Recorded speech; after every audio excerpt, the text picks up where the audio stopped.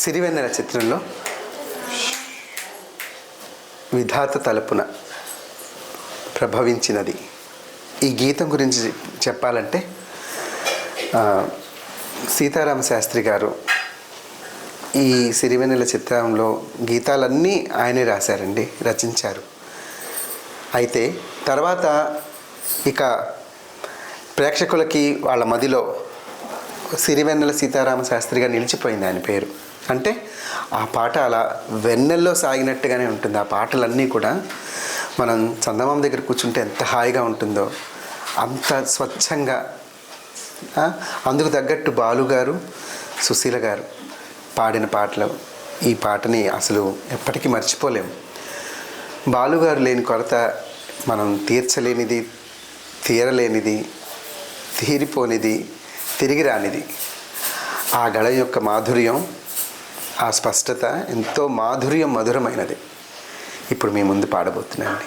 విధాత తలపున ప్రభవించినది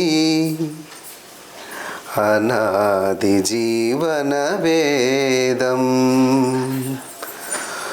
ఓ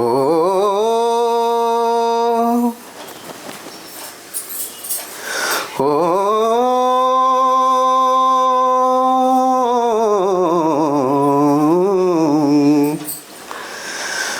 ప్రాణనాడులకు స్పందన నొసగిన ఆది ప్రణవనాదం.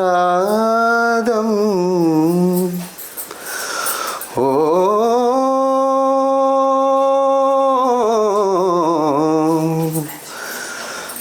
కనుల కొలనులో ప్రతిబింబించిన విశ్వరూప విన్యాసం.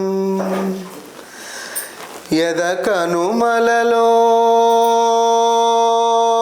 ప్రతిధ్వనించిన విరిల్చి విపల్చి గానం.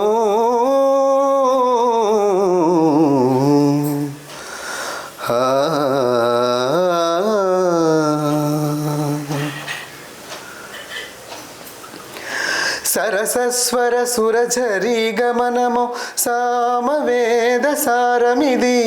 సరసస్వర సురఝరీ గమనము సామవేద సారమిది.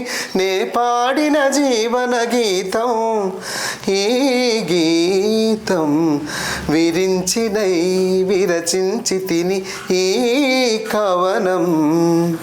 విపంచినై వినిపించి తిని ఈ గీతం. ప్రాగ్దిశవేణియ పైన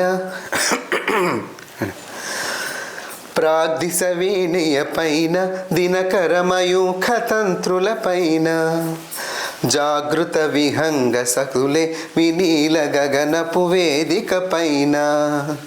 ప్రాగ్దిశవేణియ పైన దినకరమయూఖ తంత్రుల పైన జాగృత విహంగ సకులే వినీల గగనపు వేదిక పైన.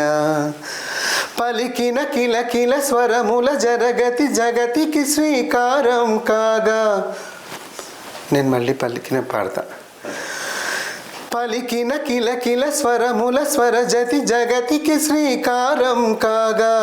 విశ్వకావ్యమునకిది భాష్యముగా విరించినై విరచించి తిని ఈ కవనం. విపంచినై వినిపించి తిని ఈ గీతం. జనించు ప్రతి శిశుగళమున పలికిన జీవన నాద తరంగం. చేతన పొందిన స్పందన ధ్వనించు హృదయ మృదంగధ్వానం. జనించు ప్రతి శిశుగళమున పలికిన జీవన నాద తరంగం. చేతన పొందిన స్పందన ధ్వనించు హృదయ మృదంగధ్వానం. అనాది రాగం ఆది తాళమున అనంత జీవన వాహినిగా సాగిన సృష్టి విలాసమునే విరించినై విరచించి తిని ఈ కవనం. విపంచినై వినిపించి తిని ఈ గీతం. నా ఉచ్ఛ్వాసం కవనం, నా నిశ్వాసం గానం.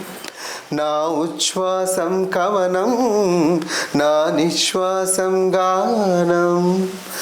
సరసస్వర సురఝరీ గమనము సామవేద సారమిది, నే పాడిన జీవన గీతం ఈ గీతం.